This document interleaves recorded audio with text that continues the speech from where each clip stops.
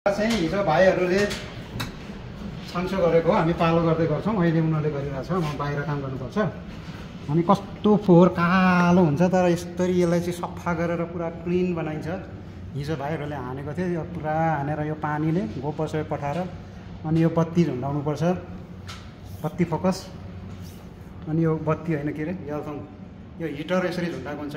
प्रत्येक भाँडामा एउटा झुन्डाएको हुन्छ। अनि यो हिटर चाहिँ बलेपछि, सबै बलेपछि कोठा तातो हुन्छ। अनि बङ्गुरहरू चाहिँ एकदम तातोमा आनन्दले स्वास्थ्य नै हुन्छ। अनि तातोले गर्दा चाहिँ तिनीहरू खोकी गर्दैन अनि बढ्छ। तर यो यल्थङ झुन्डाएन भने, यो हिटर झुन्डाएन भने चाहिँ बङ्गुरहरू फेरि खोकी गरेर चिसो लागेर पेट गढेर धेरै बिरामी हुन्छ। अनि यसको कनेक्सन चाहिँ यहाँ राखेको हुन्छ। जस्तै अहिले यो अफ छ बङ्गुर नभएर, यो चाहिँ बत्तीको भयो। फोकस फोकस 1 2 3 4वटा लाइन जोडेको छ। यो चाहिँ 16वटा बत्तीको हिटरको लागि लाइन हो। अनि त्यसपछि यो चाहिँ अन गरिन्छ, तर हिटर राखेको बेला अन गरिन्छ। अहिले हिटर बङ्गुर छैन। अनि यो चाहिँ माथिल्लो साइडको पङ्खाको, यो चाहिँ अन्डरग्राउन्ड पङ्खाको।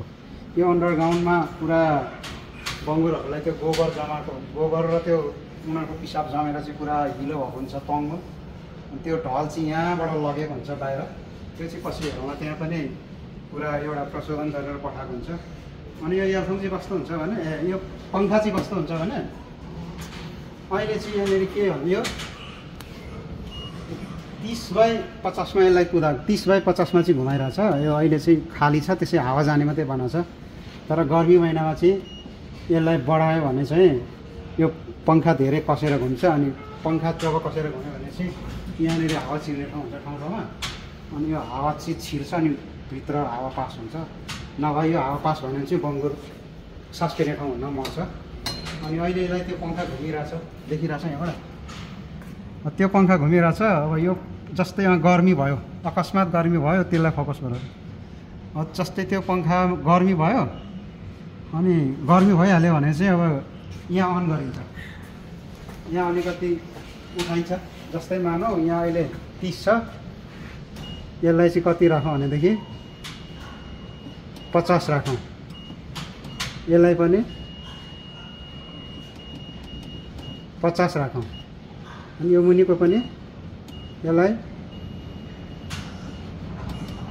65 राखौँ। यसलाई पनि 65 भयो भने चाहिँ अब यो कस्तो भयो भने, पङ्खाले गर्दाखेरि ढक्का नै तानिसक्यो। साउन्डै फरक आएर हुन्छ भित्र अलिसिक यस्तरी साउन्ड आएको हुन्छ। अनि यो साउन्डले चाहिँ पुरा हावालाई बेगले तानेर चाहिँ यहाँनिर पास गरिरहन्छ।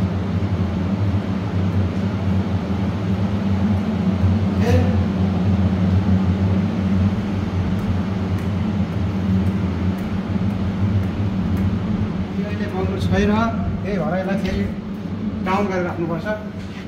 बङ्गुर छ भने त्यसरी बढाउनुपर्छ गर्मी महिनामा। यो चाहिँ अहिले 30मा राखिरहेछ। 30मा राख्यो भने चाहिँ साधारण मात्रै हावा गइरहेको हुन्छ। यो पङ्खा चाहिँ अलिकति टाइममा ट्याक्क मिलाएन भने चाहिँ बङ्गुरहरू मर्न नि सक्छ। त्यही भएर यो चाहिँ एकदम ध्यान दिनुपर्छ।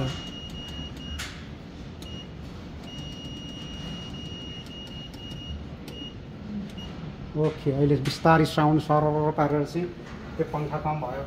अनि ठिक अहिलेको टेम्परेचरमा चाहिँ त्यतिमै चलाइन्छ। जस्तै यहाँ त्यति नै चलाइरहेछ। अहिले यो भित्र चाहिँ बङ्गुर छ। अहिले 10/50मै चलाइरहेछ। तर अब गर्मी हुँदै गएपछि चाहिँ यसलाई बढाइन्छ, यसलाई नि बढाइन्छ, त्यसरी चाहिँ चलाइन्छ। त्यही भएर यस्तो कुरामा नि हामीले ध्यान दिनुपर्ने हुन्छ। जस अलिकति दिमाग लगाएन भने बङ्गुर हुन्छ। हस् त, बाई बाई। भेटनेरी डक्टरलाई बिदा दिनुहोस्।